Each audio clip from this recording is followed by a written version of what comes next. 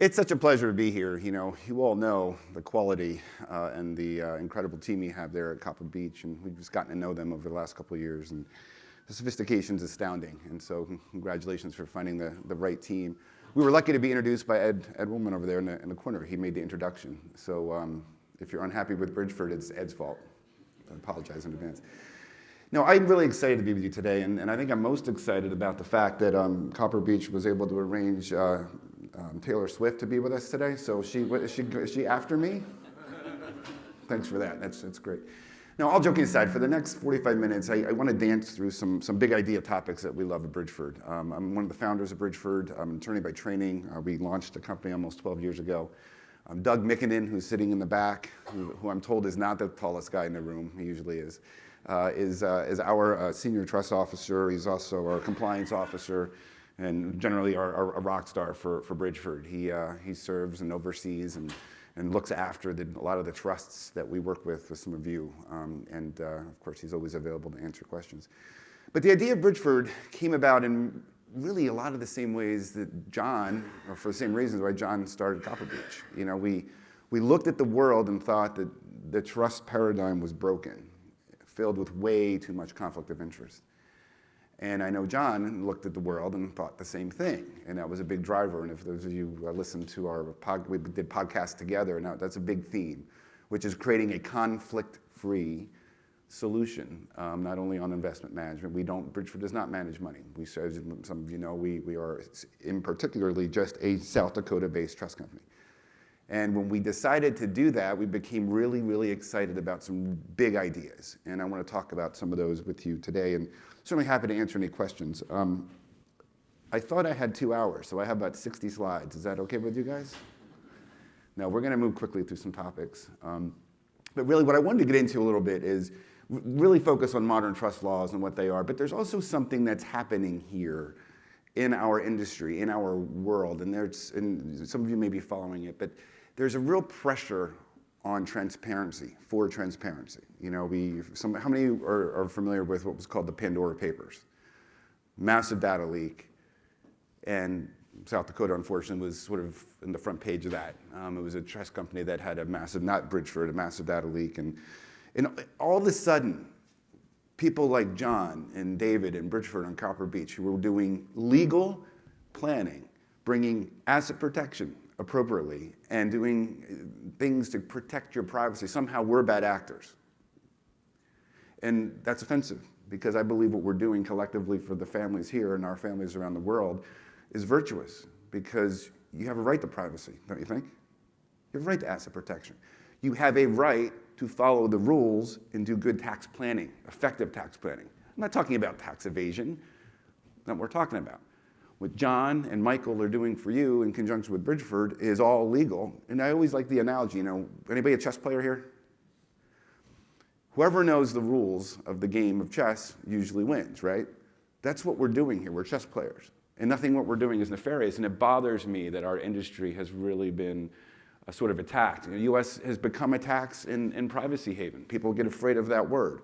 Why? Because at the moment, the United States seems to be the strongest jurisdiction in the world right now, which is crazy. Because remember the movie The Firm? Everything was going offshore, right? Everything was going to Cayman. Now everything's coming back, all because of these mandatory reporting regimes. So what we're talking about is, again, tax planning, not tax evasion, privacy, not secrecy. Secrecy is very different. So when we talk a little bit about privacy this morning, I want to make that distinction. Again, I say, and I believe adamantly, and we were just presenting in Orange County, California, to an international group. I am passionate about the fact that we're all entitled to privacy, we're entitled to asset protection, and we're entitled to put our trust in a jurisdiction that saves you taxes. It's totally appropriate, and we're excited about what we're doing. So I'm not going to talk too much about these different reporting regimes that has really created a new era of transparency. Just to say, though, this is something I do want to linger on just a little bit. The Corporate Transparency Act, in conjunction with various other sort of reporting regimes, is another attempt to gather as much information as possible. I'm not saying it's bad, because what these reporting regimes are attempting to do is protect the industry from itself, right? Protect the industry from nefarious actors and bad players. That's why they're there, and we embrace them, and I appreciate them. But it also raises challenges for the good people of the world who need and want asset protection and privacy. So this is another hurdle now, and this is coming out of the United States. It's live now. And it's a mandatory reporting of beneficial owners of LLCs. So how many of you have LLCs? A lot of your LLCs are probably in trust somewhere, or they will be someday. Now there's going to be basically a requirement at the LLC level to report to a central registry that has been created. Again, it's not going to be anything that's going to scare you. It shouldn't scare any of us, especially those of us who are legal and not doing anything wrong. But it's going to create another reporting burden. So the question, comes to mind is, well, how do we get then privacy, asset protection, and effective tax planning in a transparent world? And this is where modern trust law shines. Because while we have more transparency, we still have the ability to do some effective planning. And I think it all begins with the state in which to establish a trust is as critical as the decision to create one. So of course, I'm here to talk about modern trust law. It's no question, it's no secret that we own a South Dakota trust company. Many years ago when we launched Bridgeford, we did a lot of research. We believed then, and we believe even more so now, that South Dakota is the strongest U.S. trust jurisdiction. We can get debated at a cocktail reception, but there's some objective charts that I'll have here and I could share with you as to why we believe that. We could have put the trust company anywhere we wanted. We had plenty of capital. We looked at Delaware and for a myriad of reasons decided that Delaware just isn't keeping up. We looked at Nevada. I'm not a gambler, so I decided not to do that. That's where we started our brothel, though. No, I'm kidding. And then but no, we settled in South Dakota. And I'm not here to sell you on South Dakota. What I want to do is get you excited about modern trust law, because that's the story here. There's things that we can do today that didn't exist when I was in law school. The things that John and Michael are talking to you about didn't exist when I was in law school. And it's exciting. Although I have to be honest, when I was in law school, I hated my trust classes, and I cannot believe that I grew up to own a trust company. So unbelievable.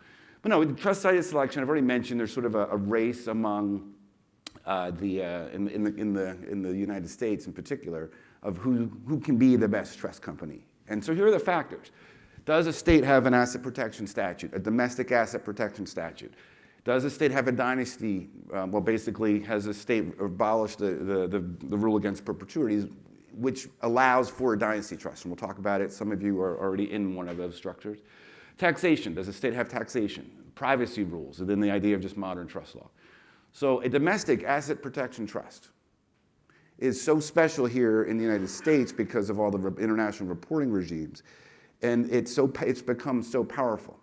Essentially, it's a trust that you can settle, still have access to your funds, and still have asset protection.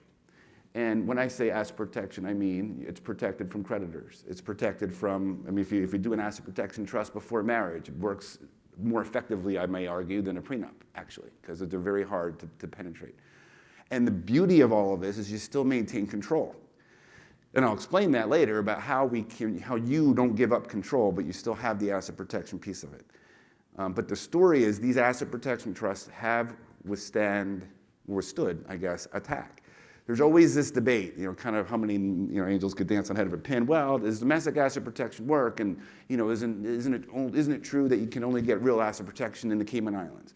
Sure, I guess we can make that argument, but it's expensive. Now there's mandatory reporting, and now there's case law. And there's a very powerful case out of South Dakota called Cleopatra at the Supreme Court level that made it absolutely clear that South Dakota will not honor a judgment from another state, will not allow that judgment, creditor judgment, to pierce it. And I'm happy to talk to you more about that. That was a very exciting case.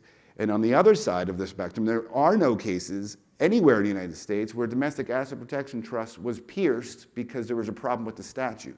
The only time they have ever failed is when it was fraud. They were fraudulently created. Meaning, you come to me and you say, hey, David, I just got sued, or my company just got sued. Let's drop my company quickly in an asset protection. That's fraud, obviously. We won't deal with that.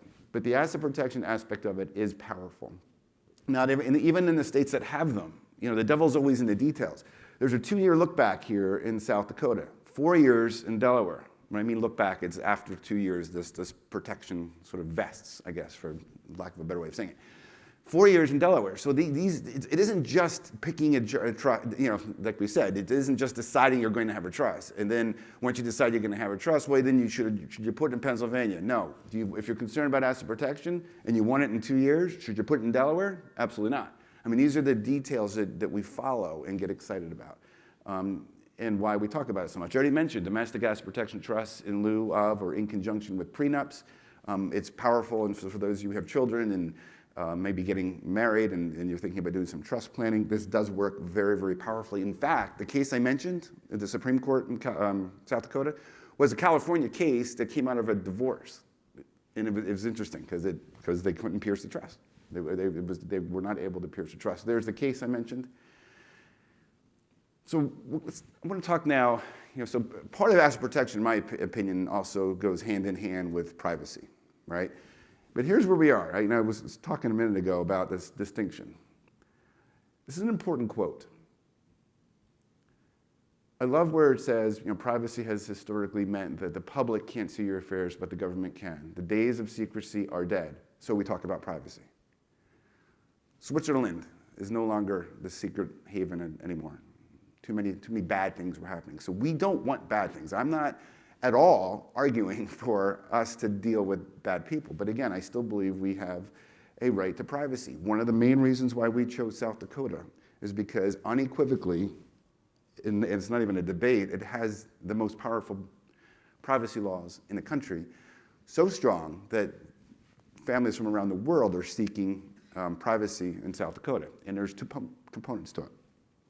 One is a quiet trust, which means there's no disclosure requirement. And you're saying, okay, David, who cares? Here's why it matters. You may create a trust, and you may not want your children to know that they're the beneficiary of a $50 million trust. Because will they go back to Harvard in the spring if they knew they're going to have that much money? I wouldn't. Didn't get into Harvard either. But the point is, it goes to this control element that we're going to talk about more in a minute. The control you have over your information. You don't have to tell anybody about the existence of that trust, including your own children. And that's not available, at least codified, in any other state in the country as I'm aware of. I know Delaware talks of it, but there's no codified rule on it. The other one is a seal. A lot of people don't realize, and I did some of this work when I practiced law, when a trust finds itself in litigation, it becomes part of a docket system, right? And so you can click on the hyperlink, and all of a sudden, the name of your family is available. The trustee's name is available. The beneficiary's names are available. All this private information becomes public. Most people don't realize it. And I was licensed to practice in Pennsylvania and New Jersey, and I used to see that happen. In South Dakota, as a matter of law, it's sealed. So if those trusts are ever tied up in litigation, there's a court-ordered seal on the trust. So all of that information stays private where it belongs. And most states don't have any rule like that. Everything is open. And it's worse now because of the internet, right? I mean, or not even just the internet, we're just listening to the previous speaker. I mean, you can find anything out about anybody. So this is really important. Delaware, not to pick on Delaware, but they talk about their ability to have, to seal the record, but you have to go to a judge and ask the judge to seal the record. And judges don't always do what you ask them to do. And it's only for 3 years. So this is such a compelling conversation for families, especially in the age of this transparency avalanche that we're dealing with. This is real. And what is it not? It is not secrecy, right? Because we are still reporting to our government, but it is private. And I think it's powerful and it's important. We talked about how privacy is different than secrecy. We talked about why the United States has become a tax haven. Well, this is the reason. I mean, it's so many families are coming here because trusts can live forever. So what do I mean by that? How many of you are familiar with what a dynasty trust is? Show of hands. Perfect. So essentially, you know that a dynasty trust effectively lives forever. Why does that matter? So the federal government never will tax. Theoretically, there should never be an estate tax on those assets. That's why people do it. in addition to legacy planning and that sort of thing. South Dakota was the first state in the nation to abolish the rule against perpetuities. It's an arcane, hard to understand rule I may not have ever understood in law school, so I was pretty happy when it got abolished. But basically it meant a trust had to end at a certain period of time. And then when, of course, the trust ended at a certain period of time, government gets to tax whatever's in there. They lived forever. It drove some of the largest families in the country right into South Dakota. I consider it to be the birth of modern trust law. I think that's when modern trust law happened. Right there was when South Dakota did it. It's interesting because not all you have states. I'm not going to pick on any particular state that will say they have a dynasty trust, but what they've done is they've shortened or they've elongated the number of years. So in other words, it does end at some point. So if you're looking at trust jurisdictions, that's another nuance, right? And when somebody says it's a dynasty trust, let's say, for example, in Nevada, I don't believe it really is because it ends at 365 years. Now you may say, well, that's a long time. It's a long time, but it still says it's going to end. So at some point, the government is going to be able to have an estate, the federal government is going to be able to have an estate tax. So state trust taxation. Not only can we talk about, and I know John and Michael's talked to you guys about this too, but where we are, where I just came from in California, over 13% state tax. Not great, right? If I told you, and I know John and Michael may already have, that just by picking the proper trust jurisdiction, you can avoid taxation on your assets inside a trust at the state level that is undistributed gains, let's call them. Simply by just putting it in a proper jurisdiction, it doesn't have a state income tax. Seems pretty simple, right? In fact, you would think it makes sense intuitively. But for years, that wasn't happening. And there was a case called the Kasner case at the Supreme Court level of the United States, which is a big deal. It's one of the first tax cases we've seen in like 80 years. And it held that, yes, by simply taking a California trust and putting it in South Dakota, you can effectively save 13% on undistributed income. So it's huge for New Jersey residents because New Jersey has a high tax rate, New York residents, and there's case law that supports it. So we go back to how I began a little bit, right? This isn't nefarious. This isn't illegal. But somehow we have publications that want to say what we're doing is nefarious and illegal. This is a Supreme Court case that says it's fine, which is why I get so impassioned about it and frankly angry when I have to defend our profession and defend the work that we're doing with families like yours. You're allowed to do this. So if somebody tries to shame you for doing this, it's ridiculous because it's totally legal and appropriate. So it's compelling tax planning just by simply choosing the right trust jurisdiction. And that's what we get so excited about. We talk about, this is a great quote. I'm going to check at the time here and make sure I'm not going over. When we talk about how many changes have happened in the United States, it really is astounding.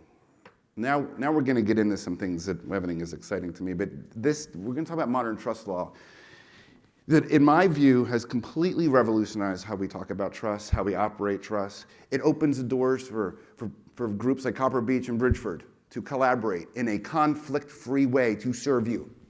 You don't have to worry about Bridgeford not giving you a discretionary distribution because I'm worried about my assets under administration.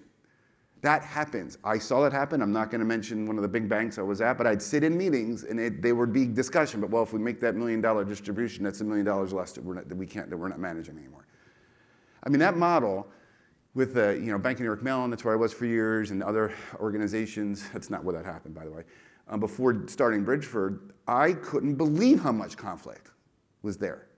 This model, what we're doing, it is intentional. The largest families in the country said, I'm not going to Bank of New York Mellon and having to choose their asset manager.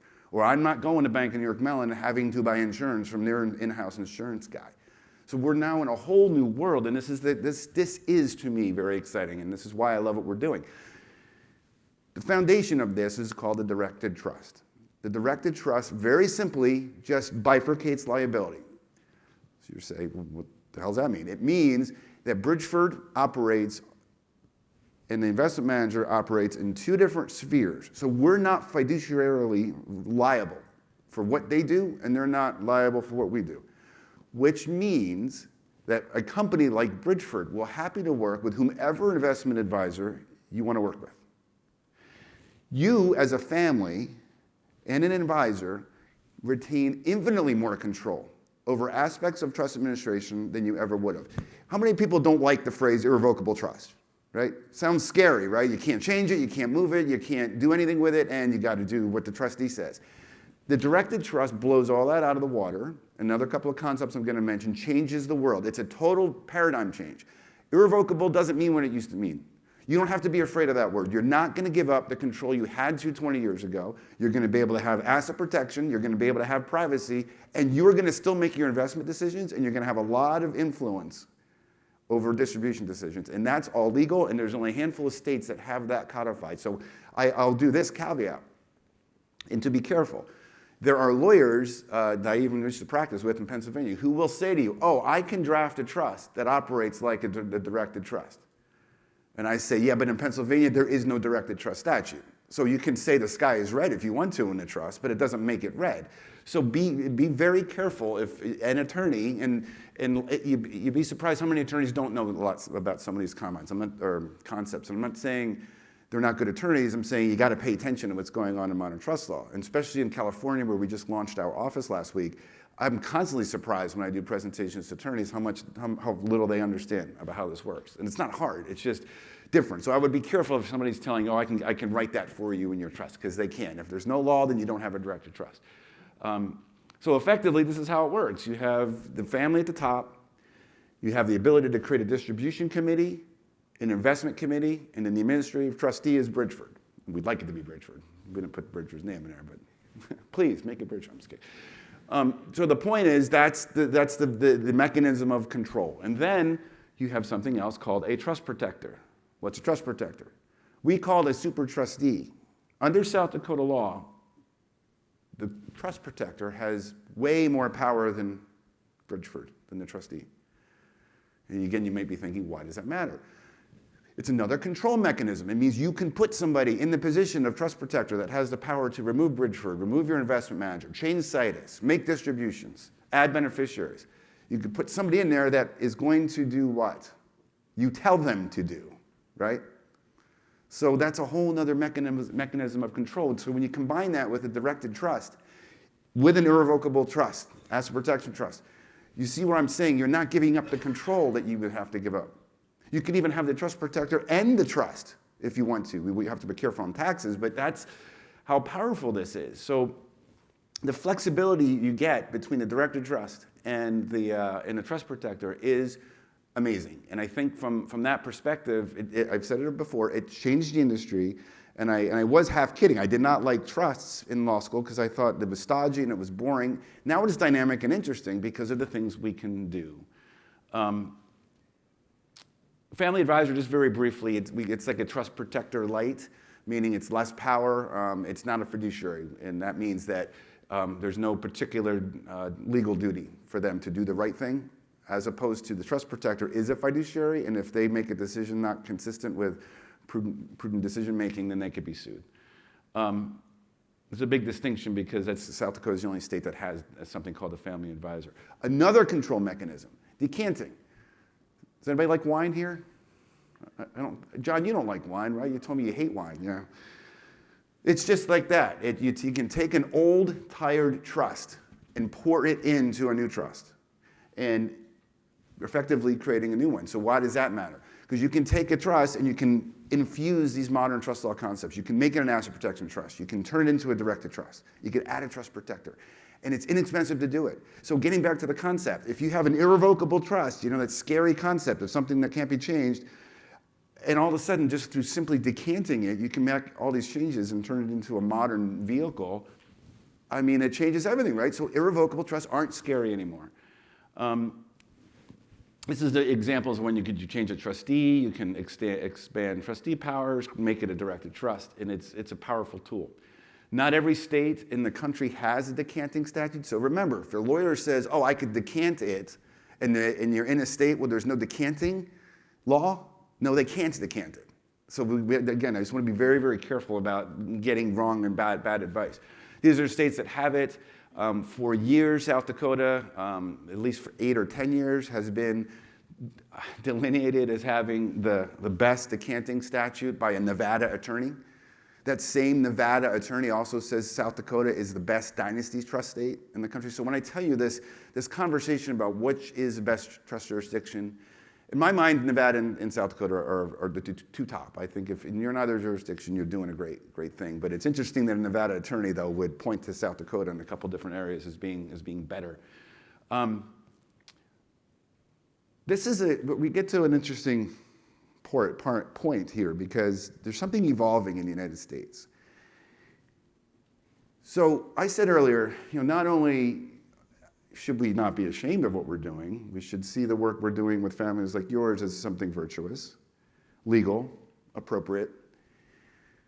So we have this tension now because yet the media still is going to attack us. South Dakota was attacked again last week because there were some things happened with one of the trust companies, and there you go again. South Dakota is a tax haven, a privacy haven.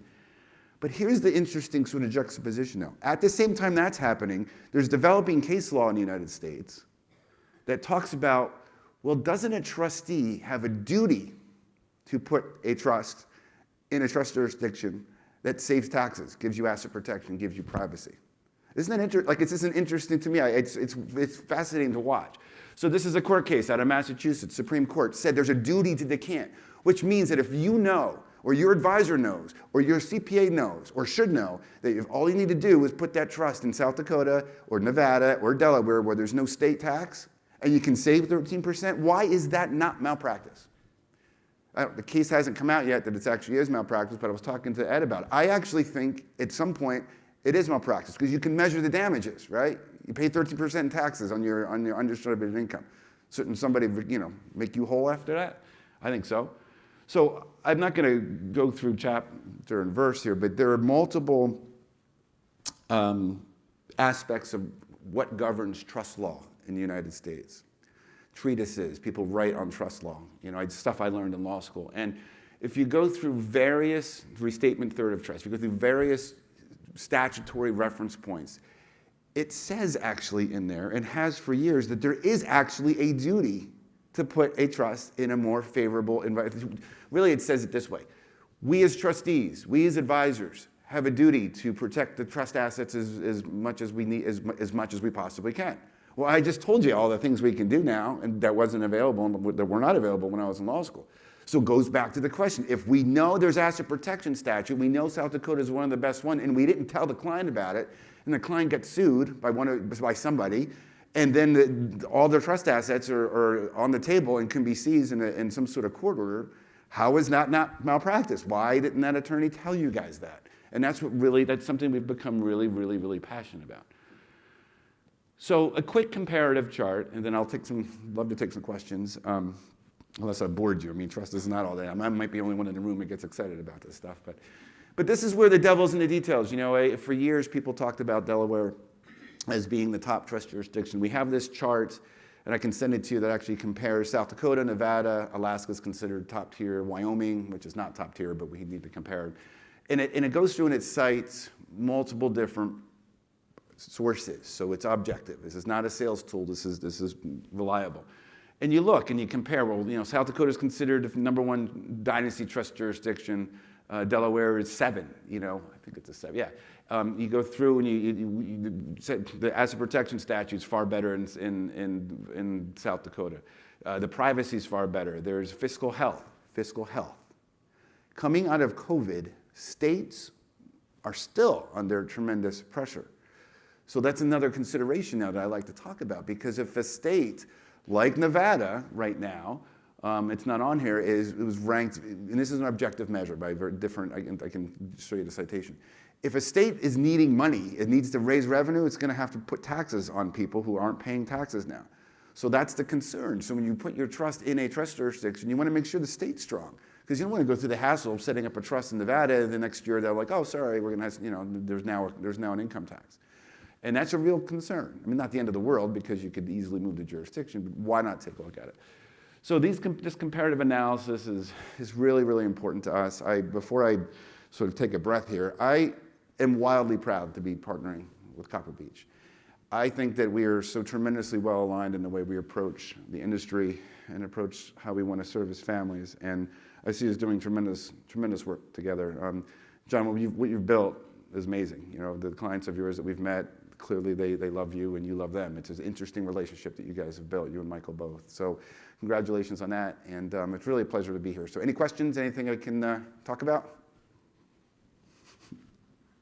Perfect. Is one of the reasons that South Dakota would be a stronger long-term place because it's got such a small population and therefore less likely to have state law change based on, say, an influx of people coming from California?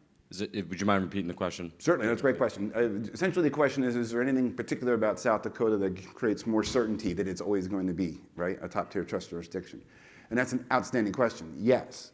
First of all, it's against the state constitution right now to even impose an income tax. So they're going to have to change the constitution in order to impose an income tax. 2, the state of South Dakota has something called the Trust Task Force, which goes in the opposite direction. Every year they're trying to make these laws better and stronger. 3, South Dakota may have the strongest, has the overfunded pension program and is one of the strongest states fiscally. In fact, it's number 1, the strongest state fiscally. So all those factors, and probably the fourth one, it probably should be one, is South Dakota is so wildly independent, right, that they want this industry. I mean, it drives a lot of jobs for them. I mean, Sioux Falls, if you've ever been to Sioux Falls, South Dakota, it's like an enclave of New York City. I mean, it's a beautiful little town with beautiful restaurants and lots of people doing really well. So I love the question. Yeah, I think, in fact, it's the last state, perhaps, in the country we would worry about them having to do anything, even if there is an influx of people. That's a great question. Doug, you agree with that, right? I mean, did I miss any of the factors? That's why I live there. Perfect. Jeffrey.